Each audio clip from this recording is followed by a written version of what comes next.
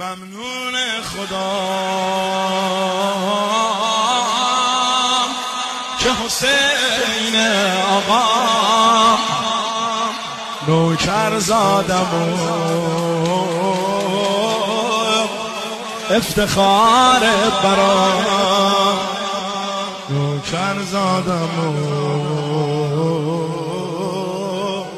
افتخار. تو هم میخوای بگی ممنون خدا